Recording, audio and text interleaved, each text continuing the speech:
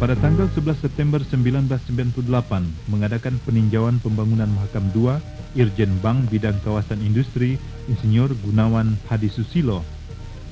Irjen Bank menegaskan keinginannya agar pembangunan Mahakam 2 diteruskan sehingga tidak mubazir karena investasi sudah ditanamkan. Dalam kaitan dengan program Kapet Sasamba, Mahakam 2 sangat vital dalam mendukung kegiatan ekonomi program ini, terutama pada dukungan transportasi dari wilayah Kutai sebagai daerah pemasok bahan baku.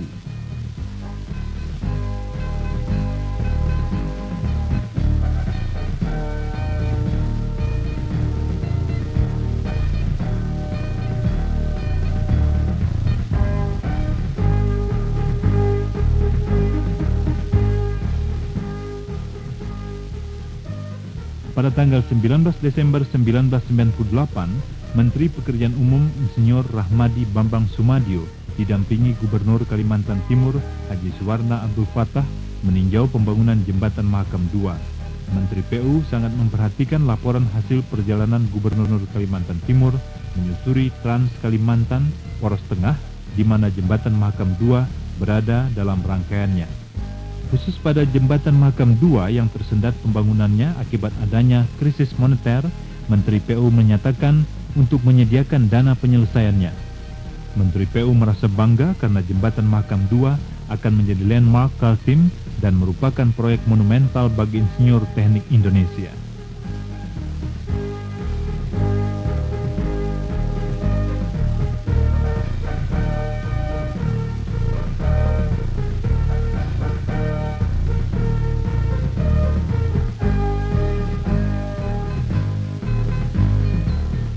Kelancaran arus lalu lintas pada jembatan akan mempengaruhi beban yang disangga jembatan, dan kelancaran arus lalu lintas tersebut tidak terlepas dari perencanaan komposisi jalan pendekat untuk keluar dan masuk jembatan. Jalan pendekat jembatan Mahakam 2 pada arah Teluk Dalam berbentuk bulatan merupakan ruas jalan baru yang menghubungkan jembatan dengan ruas jalan regional ke arah Samarinda.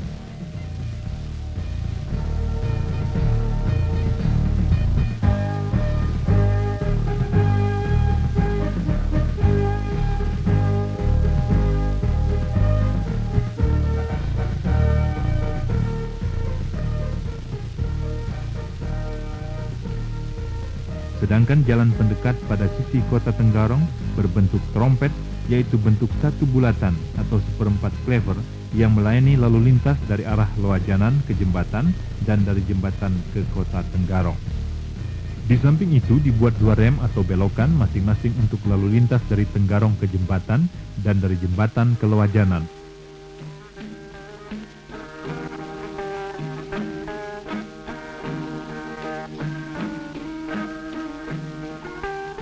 Dengan selesainya Tower 1 dan Tower 2, maka telah siap menerima penempatan sadel pada puncaknya. Main saddle atau sadel utama sebanyak 4 buah merupakan konstruksi penopang gaya tekan dari kabel utama beserta beban-beban lainnya. 17 Juni 1999 didahului upacara tepung tawar oleh Bupati Kutai Dr. Andes H.A.M. Sulaiman MSC beserta Ketua DPRD Kutai Dr. Andes Haji Saukani HR dan pemangku adat Kutai Haji Aji Pangeran Prabu. Sadel utama yang pertama akan ditempatkan pada Tower 1. Perlahan dan penuh kehati-hatian, sadel diangkat ke atas, disaksikan selain oleh undangan dari Kutai sendiri, juga disaksikan pembina tim tenis jembatan Mahakam 2, Dr. Insinyur Mustazir Nuzir MM.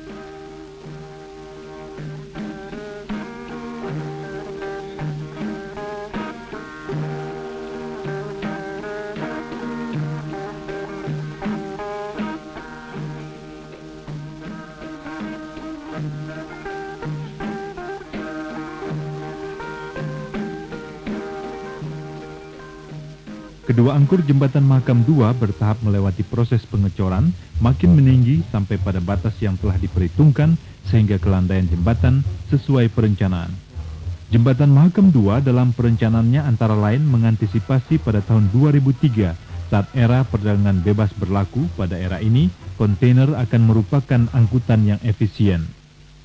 Menyesuaikan era ini, jembatan Mahakam 2 direncanakan memiliki kelandaian dan geometrik yang cocok bagi angkutan kontainer. Bila pada jembatan Mahakam 1 di Samarinda memiliki kelandaian 7%, maka pada jembatan Makam 2 memiliki kelandaian maksimal hanya 4,5%.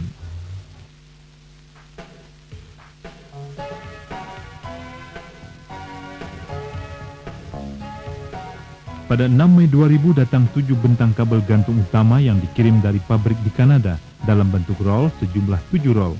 Tiap bentang kabel mempunyai panjang bentang 526,518 meter dan berdiameter 57,9 mm. Tiap bentang kabel gantung dibentuk oleh 115 strand atau tali kawat baja yang dilapisi lubrikan anti karat. Nantinya pada tiap sisi jembatan memiliki rangkaian sebanyak 19 bentang kabel penggantung yang disatukan dengan klem penjepit. Pada tanggal 21 Mei 2000, kabel gantung pertama mulai ditarik. Dengan menggunakan metode penarikan yang telah ditentukan, soket ujung kabel gantung ditarik ke arah angkur 2 melewati sadel pada tower 1 dan 2. Penarikan yang pertama ini mendapat kendala disebabkan kekuatan rem penahan pada roll kabel tidak dapat mengimbangi besarnya gaya tarik kabel yang semakin berat setelah posisi soket melewati pertengahan kedua tower.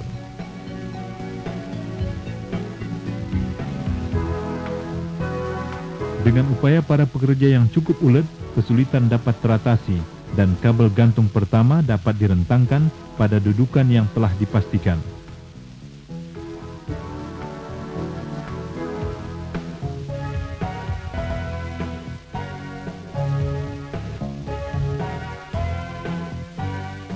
Pada penarikan kedua masih ditemui sedikit kesulitan yang menyebabkan penarikan belum bisa lancar. Dengan berbekal pada pengalaman penarikan pertama dan kedua, maka penyempurnaan peralatan telah mencapai maksimal.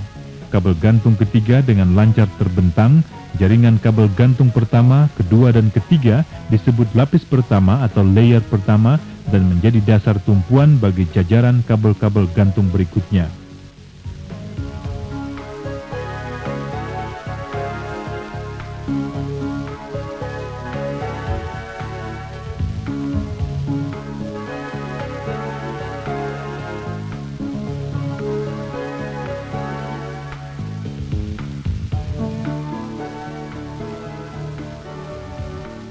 Urutan kabel gantung keempat, 5, 6, dan 7 yang merupakan lapis kedua menyusul ditarik untuk ditempatkan pada posisi di atas jajaran lapis pertama. Penarikan kabel-kabel gantung berikutnya hingga kabel gantung ke-7 dengan lancar terbentang.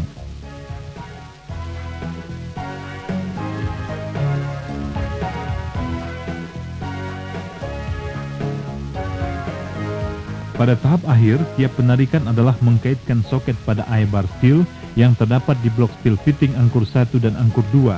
Setelah kabel gantung terbentang, disusul tahap pemeriksaan antara lain pada lendutan kabel gantung, ketepatan tanda-tanda kabel yang telah diterakan dari pabrik, ketegangan kabel gantung, dan kemungkinan perubahan posisi tower akibat tarikan kabel gantung.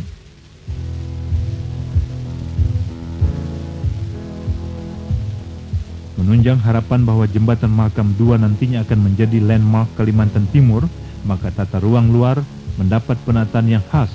Selain memperhatikan pada keindahan, tata ruang luar diupayakan dapat menyatukan jembatan Makam 2 dengan alam lingkungan sekitarnya. Selain pengaturan tata penerang, pada tata ruang luar akan terdapat gapura dermaga, plaza, jam bentong, diaroma, dan pertamanan.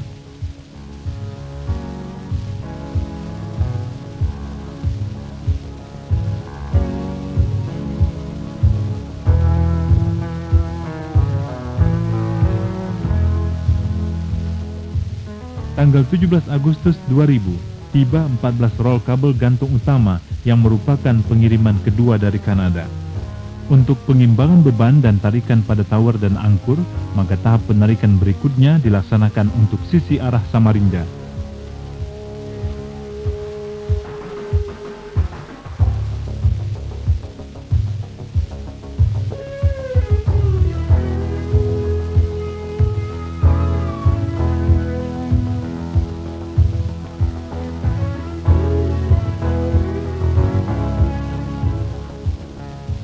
Ditunjang pengalaman dan peralatan yang cukup sempurna, maka tahap-tahap penarikan saat ini berjalan sangat lancar. Satu persatu soket-soket melintas tower 1 dan 2 dipandu pekerja tanpa kesulitan.